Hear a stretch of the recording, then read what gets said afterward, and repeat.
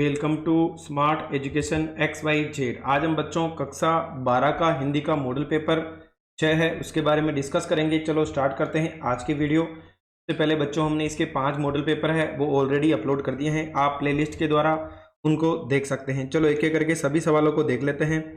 पहला है, जन संचार माध्यमों में एवं समाचार संगठनों में द्वारपाल की भूमिका कौन निभाता है? तो बच्चों इसका आंसर होगा संपादक।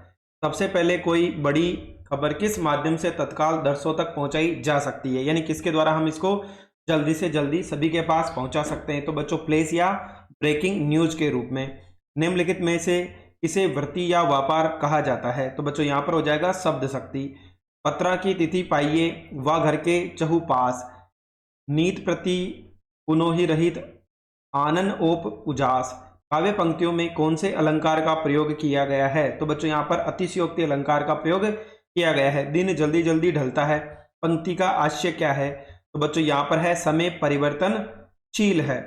स्लेट की कालिमा पर चाक से रंग कौन मलते हैं? तो बच्चों यहाँ पर होगा अदृश्य बच्चों के नन्हे हाथ, यानी छोटे छोटे बच्चों के नन्हे हाथ। खिलखिलाते बच्चों की हंसी कब गूंज उठती है? तो बच्चों ये कब उठती है?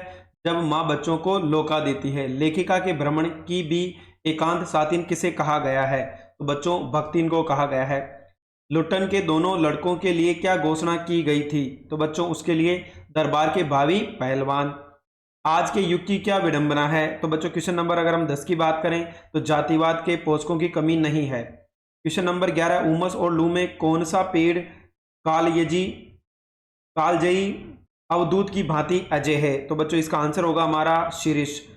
यशोधर बाबू का सारा संयुक्त परिवार बिखर गया, किस कारण से बिखर गया था ये हमें बताना है। तो बच्चों इसका कारण था पत्नी एवं बच्चों की उपेक्षा के कारण। अगला है, मेसोपोटामिया के शिलालेखों में मोहनजोदड़ो के लिए किस संभावित शब्द का प्रयोग किया गया है? तो बच्चों यहाँ पर आ जाएगा मेलुहा। लेखक को किस कारण ऐसा लगता है कि मेरे कुछ नए पंख निकल आए हैं? तो बच्चों आंसर होगा यहाँ पर पाठशाला समारोह में उसकी कविता गवाने के कारण। ओम थानवी साहित्य एवं वास्तुकला के साथ इसमें गहन दिलचस्पी रखते हैं। तो बच्चों आंसर होगा इसका पुरातत्व और पर्यावरण। 16वां क्वेश्चन है, जगाते घर जाते समय यह सोच रहा था कि मैं नहीं आऊंगा ऐसी पाठशाला में। इसका हमें बच्चों अर्थ बताना है। तो क्या हो जाएगा यहाँ पर उपयुक्त सभी, यानी लड़के उसकी खिल्ली उड़ाते हैं, कक्षा के शरारती बच्चे उसे परेशान करते हैं, गली के 2 कमजोर लड़के ही कक्षा में थे। तो बच्चों यहाँ पर क्या हो जाएगा उपयुक्त सभी। क्वेश्चन नंबर 2 है जिसके अंदर में 6 प्रश्न पूछे गए हैं खालिस्तान वाले। चलो एक एक करके देख लेते हैं। लिपि में चिन्हों का प्रयोग किया जाता है। तो बच्चों यहाँ पर क्या हो जाएगा वर्तनी चिन्हों का प्रयोग किया जाता है, जिससे वाच्यार्थ एवं लक्ष्यार्थ से भिन्न विशिष्ट चमत्कारी अर्थ का बोध होता है, उसे क्या कहा जाता है? तो बच्चों यहाँ पर व्यंजना शक्ति हो जाएगा। क्या हो जाएगा बच्चों? व्यंजना शक्ति। जब काव्य में शब्दों अथवा वाक्यांशों की आवर्ती हो, अर्थ में कोई भिन्नता न हो किंतु अवयव में भिन्नता हो, उसे कौन सा अलंकार कहा जाता है बच्चों? तो लटानुप्रास। क्या हो जाएगा बच्चों? लटानुप्रास अलंकार कहा जाता है। अगला है, एम्पावरमेंट शब्द का परिभाषिक शब्द है, इसका अर्थ क्या होगा? सशक्तिकरण। क्या होगा बच्चों? सशक्तिकरण होगा। अगला है, वर्ण शब्द पद एवं वाक्य के अंग होते हैं, किसके अंग होते हैं बच्चों? व्याकरण के अंग होते हैं। अगला है, प्रतिभूत का अंग्रेजी शब्द क्या होगा बच्चों? तो क्या होगा? सिक्योरिटी। SECURITY। क्या हो जाएगा बच्चों? सिक्योरिटी हो जाएगा।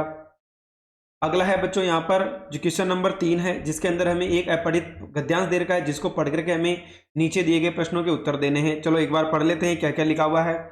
जब हम भारतीय साहित्य की एकता की चर्चा करते हैं तब हमारा आशय भारतवर्ष की भिन्न भिन्न भाषाओं की साहित्य समाश्रयता से होता है। यदि हम आज की हिंदी, बंगला, मराठी, गुजराती अथवा दक्षिण भाषाओं के साहित्य को देखें तो उनमें थोड़ा बहुत अंतर ही दिखेगा, परंतु सार रूप में प्रवृत्तियां प्राय एक सी पाई गई जाती है। विभिन्न प्रदेशों और जनपदों की सांस्कृतिक विशेषताओं की छाप इन साहित्यों में प्राप्त होती है, जो स्वाभाविक है। साहित्य के विविध रूपों में से किसी भाषा में किसी रूप की विशिष्टता भी मिलती है। उदाहरण के लिए आज के मराठी साहित्य में नाटकों की स्थिति अपेक्षाकृत अधिक अच्छी है। व्यक्तित्व निबंध भी उनके यहाँ अधिक परिणाम में लिखे जा रहे हैं, उनकी प्रासंगिक विशेषता। इसी प्रकार विभिन्न के भीतर एक मूलभूत एकता है जिसे हम भारतीय संस्कृति की एकता कह सकते हैं। गद्यांश का उपयुक्त शीर्षक बताइए। तो बच्चों यहाँ पर हमें बताना है कि इसका उचित शीर्षक क्या है। तो क्या होगा बच्चों? भारतीय संस्कृति की एकता।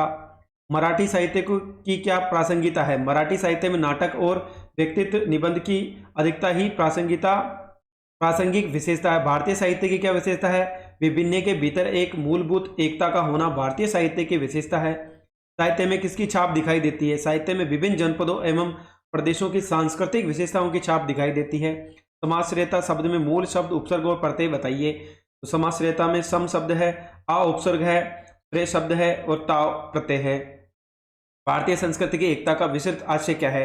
तो भारतीय साहित्य की एकता का आश्रय यहाँ की विभिन्न भाषाओं के साहित्य की एकता तथा उनमें प्रचलित समान प्रवृत्तियों से है। क्वेश्चन नंबर 4 बच्चों, यहाँ पर एक हमें अपठित पद्यांश दे रखा है, जिसको पढ़ करके हमें नीचे दिए प्रश्नों के उत्तर देने हैं।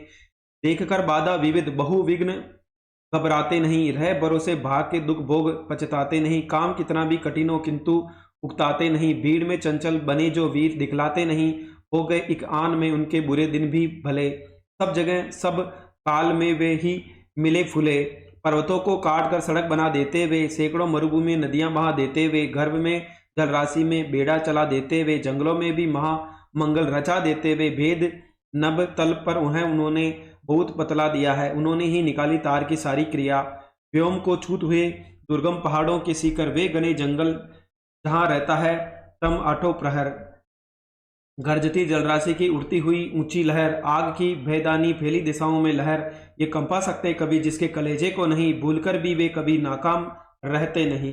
बच्चों यहाँ पर एक हमें अपठित पद्यांश दिया था, इसके अनुसार हमें क्वेश्चन के आंसर करने हैं। उपयुक्त पद्यांश का उचित शीर्षक। तो बच्चों उचित शीर्षक होगा सच्चे कर्मवीर या वीरों के कर्तव्य। भाग्य के भरोसे रहने वाले को क्या दुष्परिणाम भोगना पड़ता है? तो भाग्य के भरोसे रहने वाले व्यक्ति थोड़ी कठिनाई देखकर दुख भोगते हुए पछताते रहते हैं। कर्मशील पुरुषों पर्वतों एवं रेगिस्तान में क्या चमत्कार करते हैं? कर्मशील व्यक्ति पर्वतों को काटकर सड़क बना देते हैं एवं रेगिस्तान में नदियां प्रवाहित कर देते हैं। जीवन में आने वाली विघ्न बाधाओं से न घबराने का परिणाम होता है।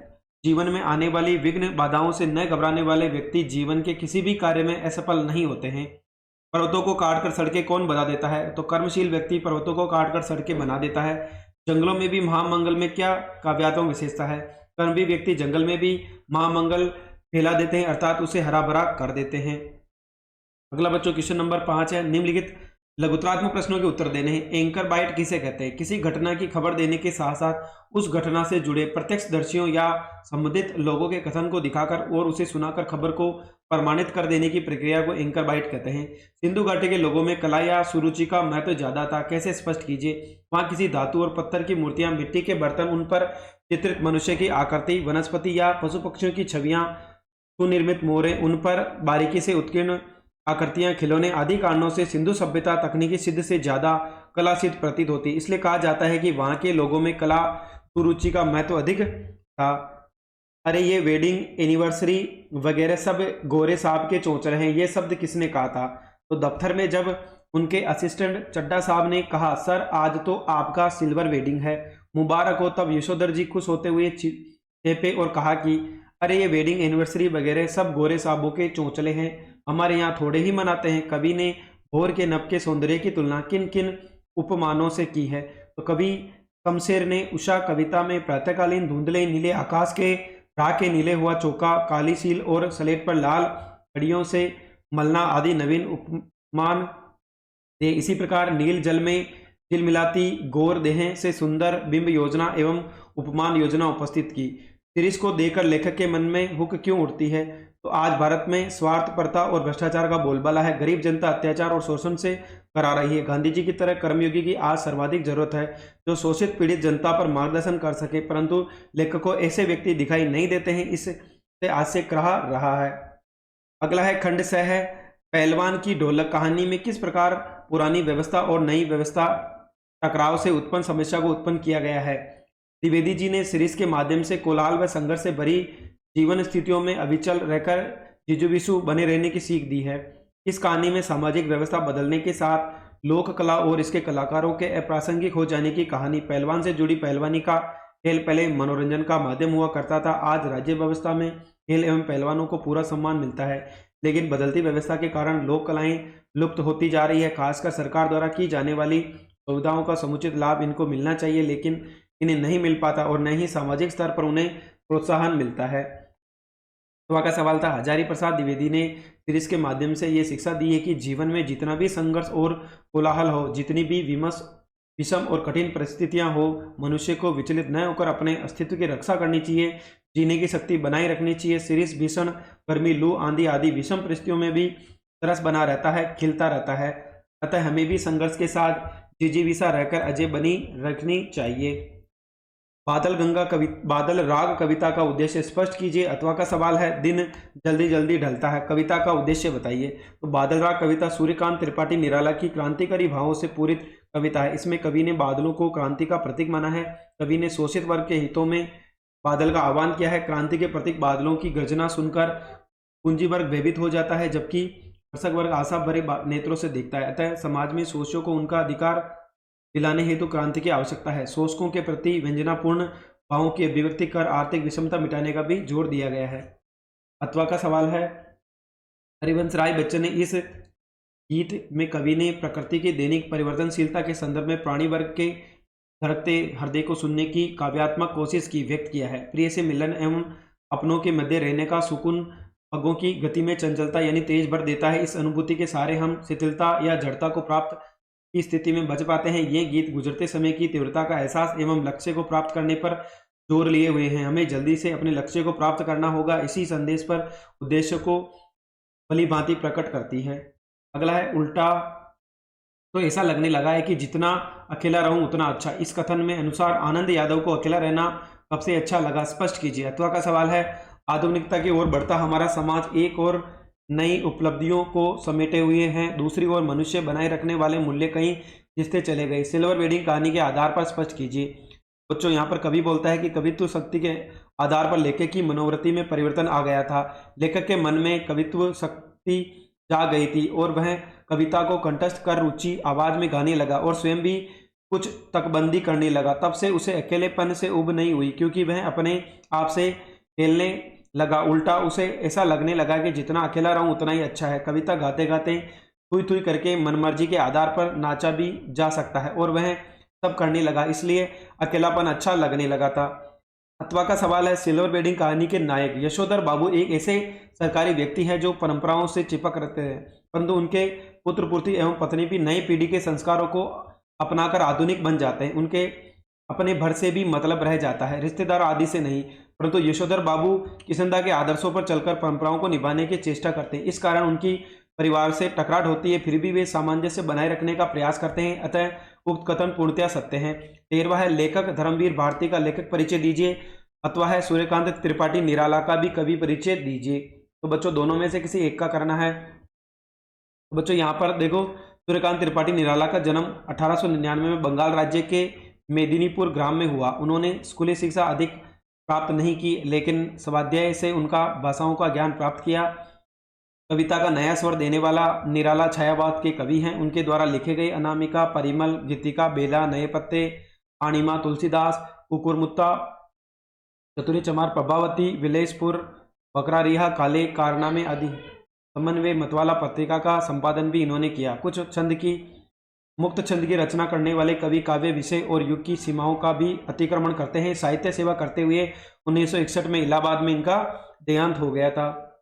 अगला बच्चों यहाँ पर धर्मवीर भारती का जन्म इलाहाबाद नगर में सन 1926 में हुआ। वहां से इन्होंने उच्च शिक्षा प्राप्त करके स्वावलंबी बने। इन्होंने अपनी रचनाओं में व्यक्ति स्वातंत्रता, मानवीय संकट, रोमानी चेतना को अभिव्यक्त की। इन्होंने पद्मश्री, व्यास सम्मान, साहित्य जगत के कई राष्ट्रीय पुरस्कार प्राप्त हुए हैं। भारती जी का निधन 1997 में हुआ।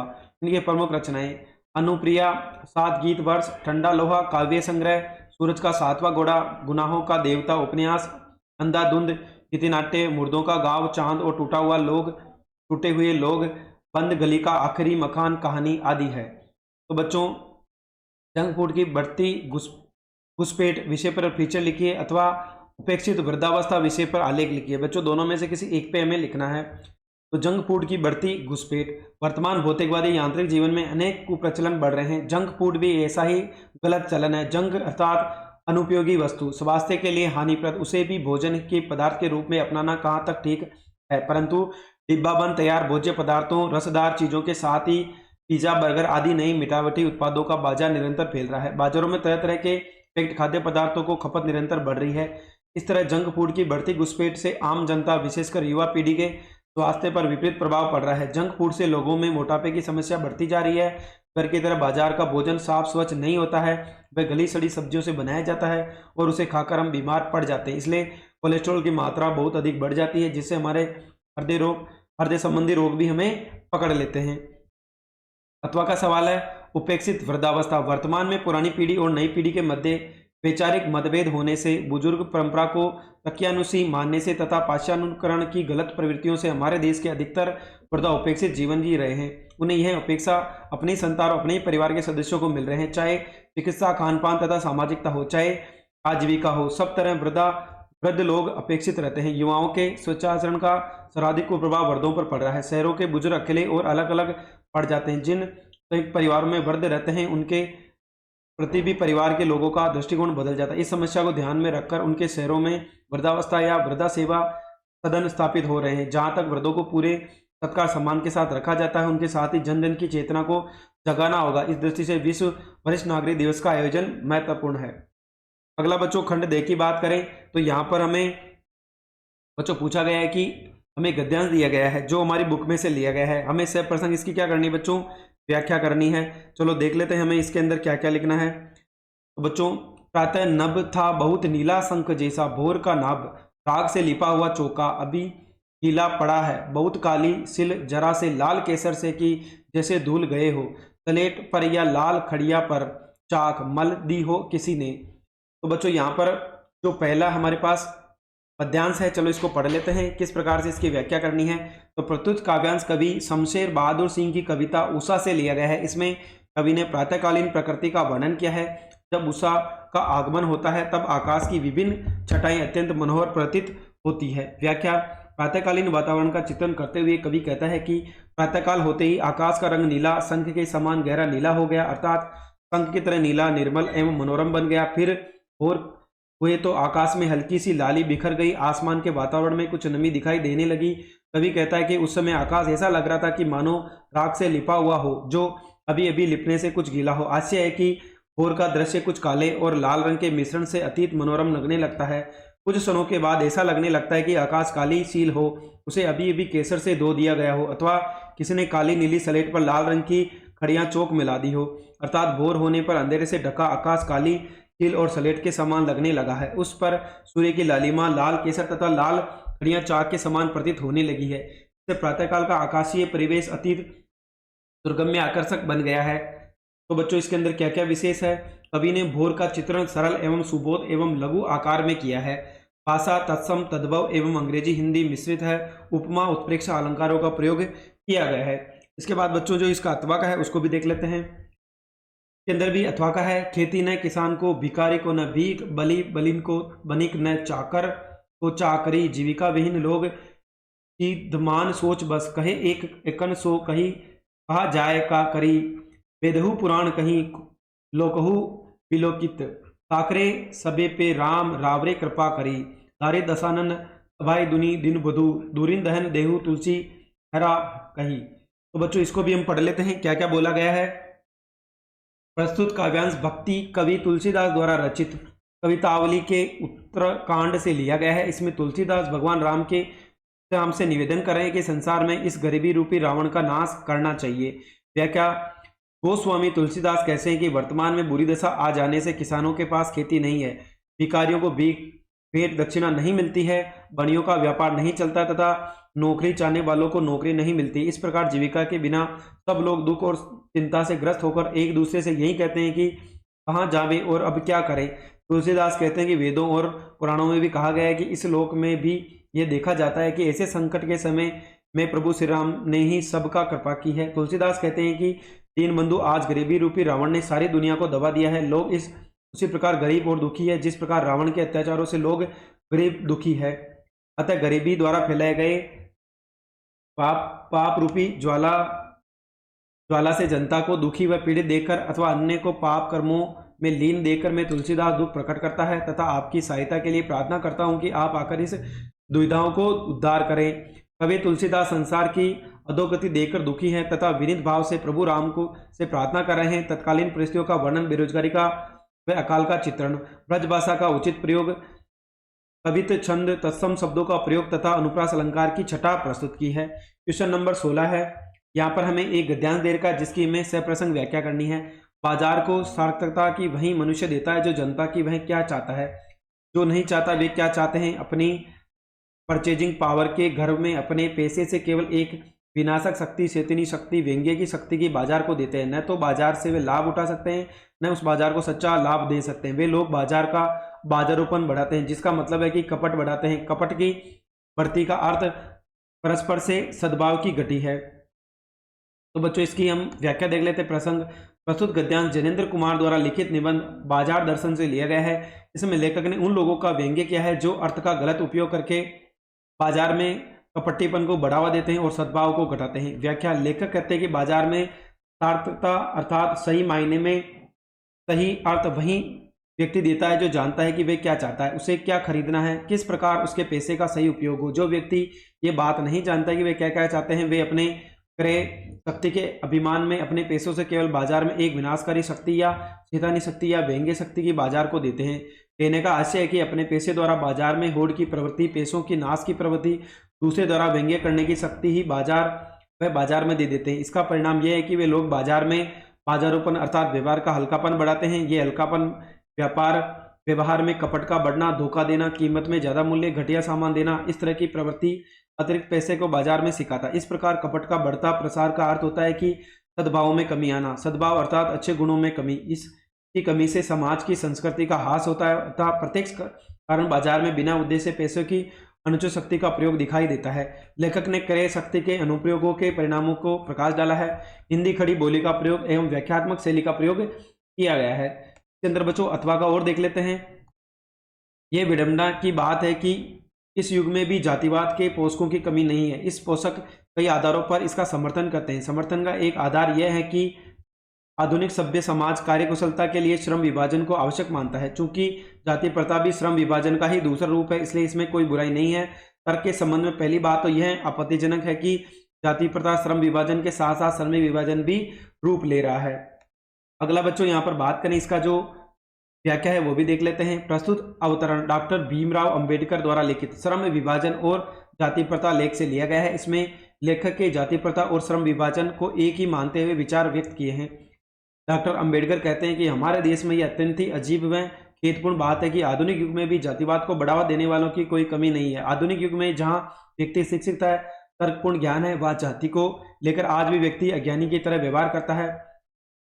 जाति प्रथा को बढ़ावा देने वाले पोषक अपने इस बात का अधिक अधिकारों या तर्कों का इसका समर्थन करते हैं। इसका एक महत्वपूर्ण आधार यह है कि आज का आधुनिक समाज कार्यकुशलता के आधार पर श्रम विभाजन अर्थात कार्यों का बंटवारा करता है और इस समाज के लिए आवश्यक मानता है। लेखक कहता है कि चूंकि जाति प्रथा का मूल आधार भी श्रम विभाजन का ही दूसरा रूप है, इसलिए इस बात में कोई असंगत बात नजर नहीं आती या गलत नहीं है। लेकिन दूसरी तरफ से विचार करें तो इस तरह की यह बात की जातियों के लिए हेतुपूर्ण विरोधी प्रस्तुत करती है, क्योंकि जाति प्रथा श्रम विभाजन के साथ साथ श्रम विभाजन का भी रूप लिए हुए हैं। आशय है कि वंशानुगत आधार पर ही श्रम विभाजन और उसके आधार पर श्रमिक विभाजन स्वतः हो जाता है।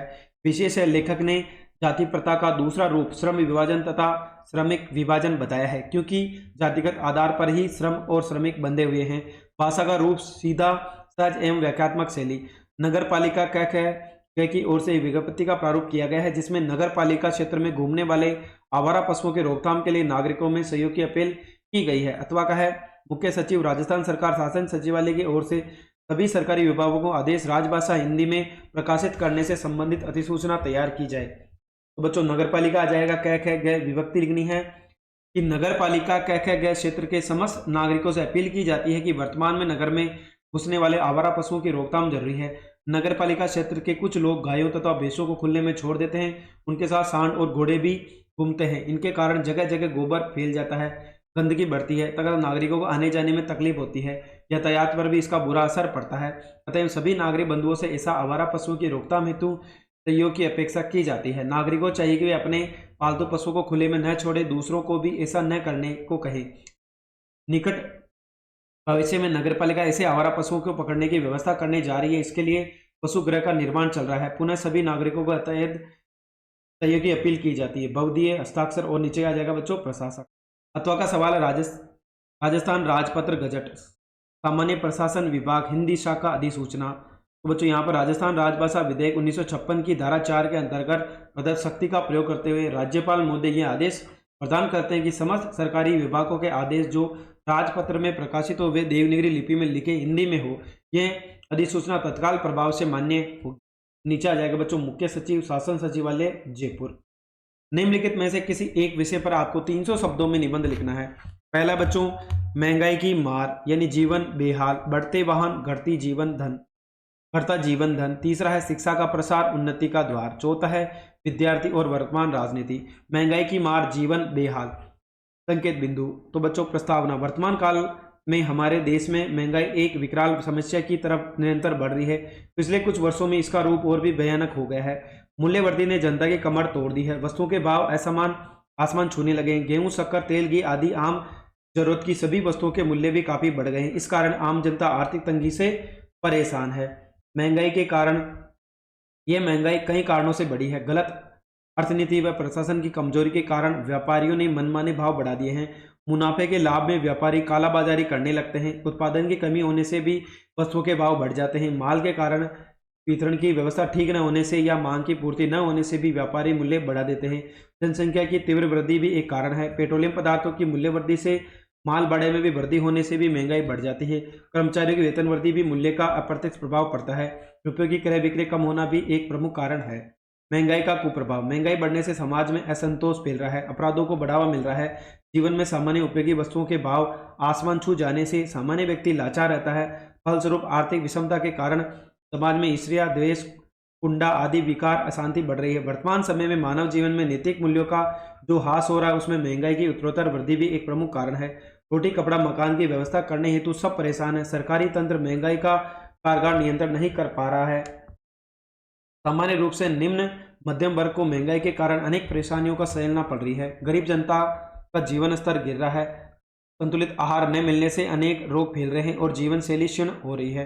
समस्या का समाधान, तो बच्चों यहाँ पर आ जाएगा मूल्य वृद्धि की समस्या के समाधान का प्रथम उपाय यह है कि व्यापारियों, उद्योगपतियों एवं भ्रष्ट कर्मचारियों का नैतिक उत्थान किया जाए। कालाबाजारी और मुनाफाखोरी पर पूर्णतः अंकुश लगाया जाए। सरकार आवश्यक वस्तुओं के उचित मूल्य पर वितरण की व्यवस्था स्वयं करे। साथ ही जनसंख्या वृद्धि पर अंकुश लगाकर उत्पादन दर बढ़ाए। आवश्यक वस्तुओं के स्टॉक बनाए जाए तथा महंगाई को रोकने के लिए कठोर कानून बनाए जाए। उपसंहार, महंगाई एक नियंत्रण पाना जरूरी है। बढ़ती हुई महंगाई से निम्न वर्ग की क्रय शक्ति नष्ट हो गई, अर्थात विषमता भी खाई चौड़ी हो रही है। गरीब जनता का सामाजिक आर्थिक विकास एवं देश का समुन्नत भविष्य महंगाई पर नियंत्रण करने पर भी हो सकता है। तो बच्चों आज हमने जो कक्षा 12 का हिंदी का मॉडल पेपर 6 था उसको हल किया है। अगर आपको हमारी मेहनत पसंद आई हो तो चैनल को लाइक करें, सब्सक्राइब करें और अपने दोस्तों के साथ शेयर करना ना भूलें ताकि 24 तारीख को होने वाले एग्जाम में आपको अधिक से अधिक फायदा मिल सके। Thank you so much.